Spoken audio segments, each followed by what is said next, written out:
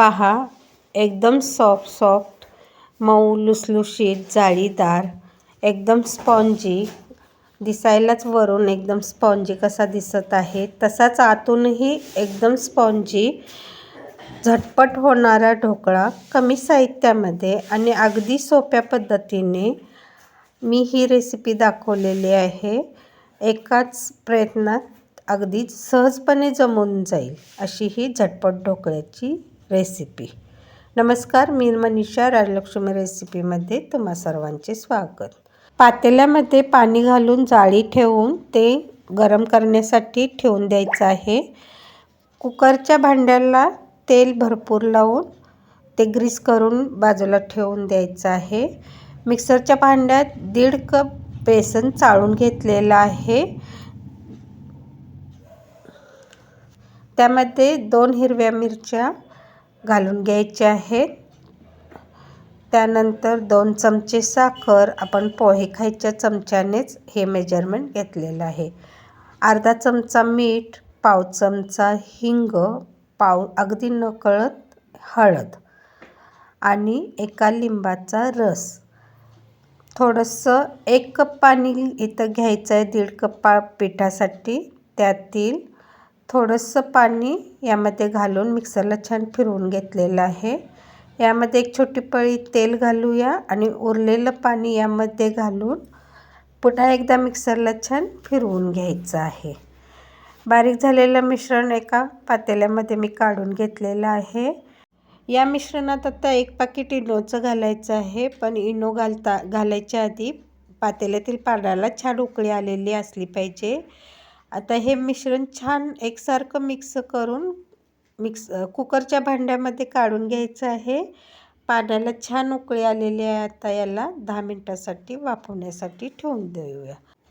आता ढोकळा छान वाफवला जाईपर्यंत एक फोडणी तयार करून घेऊया. पातेल्यामध्ये 1 छोटी पळी तेल घेतलेलं आहे.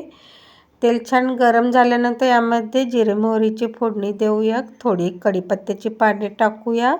4 मिरच्या स्लिट करून घेतलेल्या आहेत त्या यामध्ये घालून घेऊया आणि 1 पेलाभर पाणी मी यामध्ये घातलेलं आहे. यामध्ये अर्धा चमचा साखर, पाव चमचा मीठ घालून याला छान अशी 2 मिनटं उकळी काढून घ्यायची आहे. ही फोडणी आपण नंतर ढोकळ्यावर घालून घ्यायची आहे. यामुळे ढोकळा आपणाला कोरडा लागत नाही. 10 मिनिटानंतर पहा, छान असं ढोकळा वाफवलेला आहे. सुरीही आपली क्लीन निघालेली आहे. ढोकळा आपला काढून घेऊया. याला थोडा वेळ असंच ठेवून देऊया आणि थंड झाल्यानंतर कडा आपोआप सुटून येतात. तरी पण एकदा चाकूनं कडा सुट्या करून घेऊया. आता याला पहा, किती छान ढोकळा वरूनच जाळीदार दिसत आहे. आता याला डिमोल्ड करून घेऊया. अतिशय सॉफ्ट चवीला एकदम छान, अगदी बॅचलर लोकही करू शकतील असा हा पहा. कडेनं किती जाळी छान सुटलेली आहे. एकदम स्पॉन्जी असा हा ढोकळा होतो. किती छान फुलून आलेला आहे पहा. आता याला कट करून घेऊया आणि वरतून फोडणी टाकून घेऊया. रेसिपी आवडली असेल तर एक लाईक जरूर करा.